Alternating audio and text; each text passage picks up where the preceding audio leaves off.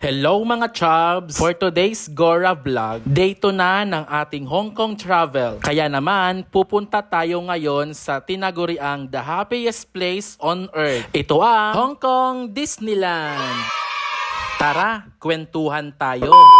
Alas 6 pala ng umaga, gumayak na kami papuntang Hong Kong Disneyland. At dahil weekend, paniguradong maraming tao. Alas 10 ng umaga ang opening ng Disneyland. Tingnan nyo naman mga chubs kung paano magmadali tumakbo ang mga tao.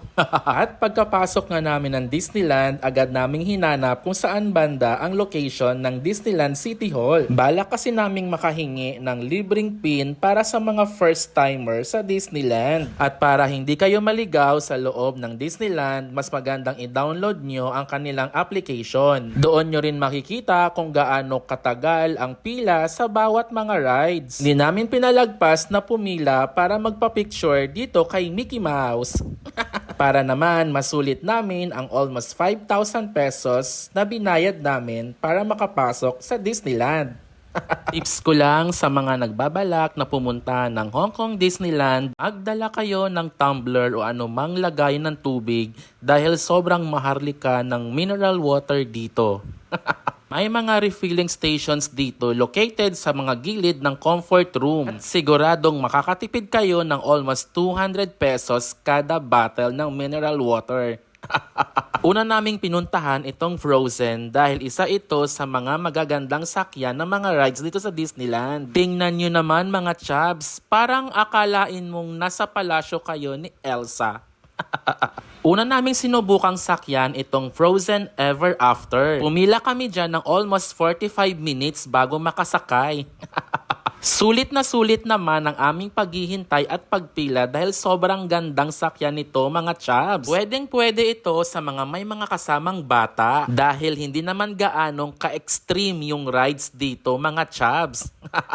Kung i-rate ko ito from 1 to 10, syempre 10 out of 10 dahil sobrang ganda talaga niyang sakyan. Kaya naman sa mga nagbabalak pumunta ng Hong Kong Disneyland, huwag niyong palagpasin ito mga chubs. At dito na nga tayo sa pinaka-exciting part. Itong si Elsa na to may pa let it go pa nalalaman pero nakakagulat, grabe.